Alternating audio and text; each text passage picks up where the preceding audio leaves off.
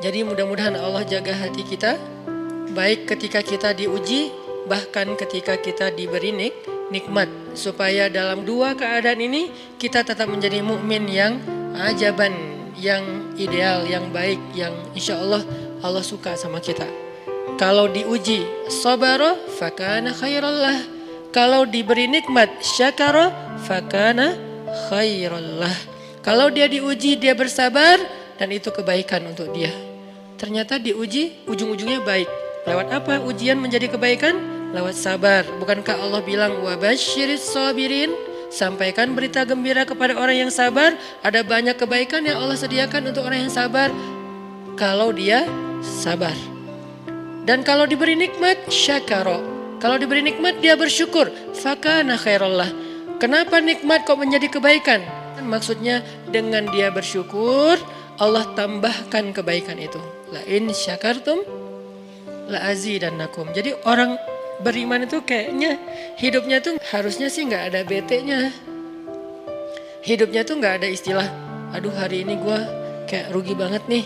Nggak ada orang beriman rugi. Kan hidup kita tuh di antara dua itu kan. Cuman varian ujian itu aja macam-macam. Varian ujian itu misalnya kalau di surat Al-Baqarah Allah menyebutkan 3 varian ujian kan. Ba'sa, dharra, zulzilu. Ujian fisik, ujian harta. Harta ini termasuk karir, kerjaan, usaha, bisnis. Dan ujian zulzilu, ujian perasaan termasuk diputusin. Atau orang yang dekat sama kita jadian sama yang lain. Atau mungkin di unfollow oleh ya gitu deh. Saya kalau udah ngebahas bab ini agak gimana gitu. Jadi 3 varian ini masuk kategori apa? Masuk kategori ujian. Tetap aja 2. Kalau nggak ujian nikmat antara 2 itu nih. In asabathu sarra syakara wa in asabathu dharra sabara. Udah gitu aja. Dan nanti bahkan sampai ayatnya gini.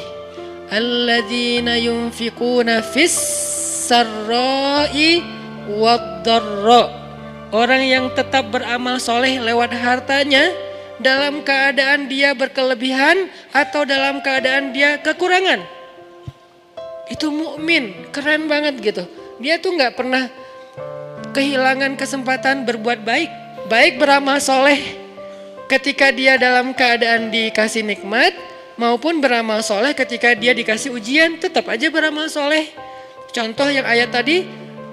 Yunfikuna fis sarra, berinfak dalam keadaan sarra, dalam keadaan bahagia, senang, lagi dapat untung gitu kan. Ataupun yunfikuna fit dharra, tetap berinfak walaupun dia dalam keadaan dharra, dalam keadaan susah.